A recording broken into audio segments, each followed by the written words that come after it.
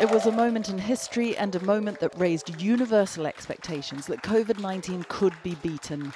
The first vaccine was given to Margaret Keenan exactly a year ago, and today she was back at University Hospital Coventry to celebrate and to urge people to be jabbed.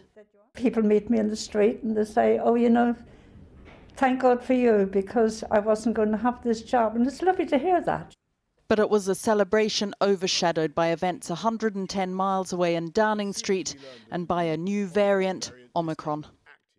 It's now the proportionate and the responsible thing to move to Plan B in England, while continuing to work closely with our colleagues in the devolved administrations.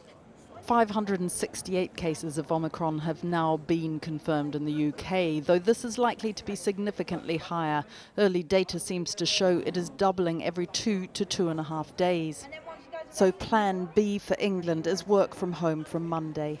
There'll be a legal requirement to wear masks in venues such as cinemas and theatres, but not in pubs and restaurants. That will be from Friday. And an NHS COVID pass will be mandatory in nightclubs and other venues where large crowds gather from a week's time. All good. We will constantly monitor the data and keep it under review.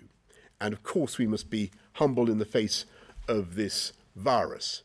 But if, and indeed as soon as, it becomes clear that the boosters are capable of holding this Omicron variant, and we've boosted enough people to do that job of keeping Omicron in equilibrium, then we will be able to move forward as before. So not the vaccine rollout anniversary anybody would have wanted. At this mosque in Birmingham, people waited patiently for their jabs. The news outside the door of the new variant, Omicron. This centre is nowhere near as busy as it could be. The organisers say they could see 4 times as many people every day. And let's not forget that this is what the government was relying on, the booster programme, so that they could keep everything open, so they didn't have to impose stricter controls. From South Africa, a glimmer of good news. Preliminary results from Pfizer-BioNTech said 3 doses of their vaccine appears to neutralise the variant. 2 doses, though, was significantly less effective. A boost, therefore, for the boosters, yet only a third of the UK population has had the 3rd jab. Today, the National Booking Service is opening up, so everybody over 40 can book that jab 3 months after your 2nd dose. In fact, you can book it a month early when you get to 2 months after your 2nd dose. We're also turbocharging the vaccine programme. We've freed up GPs so they can do more jabbing. We are advertising for 10,000 paid vaccinators, and we're working with the Royal Voluntary Service in St John to recruit an additional 42,000 volunteers.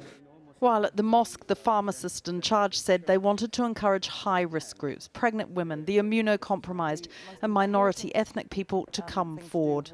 So the key message is that we want out there is that please come out and get yourself vaccinated, whether it's your 2nd, 1st or even the 3rd booster dose. There is enough capacity here. What the world is waiting for is more data on the severity of Omicron and hospitalisations and deaths. Again, the early numbers coming out of South Africa appear to show that it is mainly mild in the vaccinated, but experts urge caution. And in the UK, the eyes too are on hospital capacity. A large number of cases will inevitably put pressure on an NHS already running hot.